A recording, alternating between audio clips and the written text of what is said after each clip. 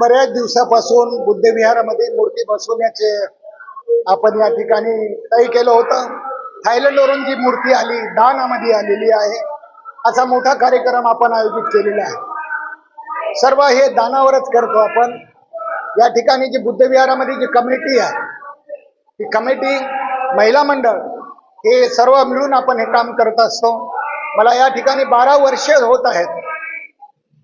समाजाने खूप दान दिले, त्या दानाचा मी सीच केला आहे आणि दान सत्कार्य लावलेलं आहे।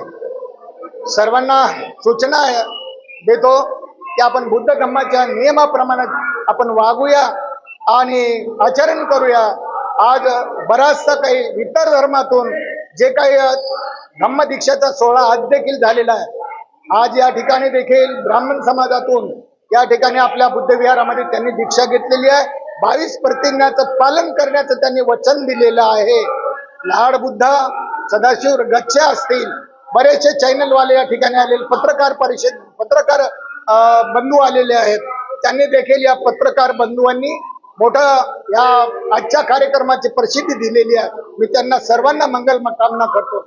आणि दुसरी गोष्ट की आपण या ठिकाणी येत असताना सर्वांना आपण पाचारण करतो।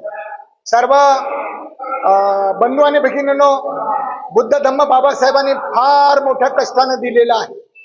14 ऑक्टोबर 1956 साली बौद्ध धम्माची दीक्षा घेतली आणि दीक्षा दिल्याच्या नंतर 5 लाख लोकांना बौद्ध धम्माची दीक्षा दिली। आपल्यावर फार मोठी जबाबदारी टाकलेली आहे आणि तन मन धनाने बुद्ध धम्माच्या वाढवण्याचं काम करूया। या ठिकाणी एवढं बोलून मी माझे इथे समाप्त करतो।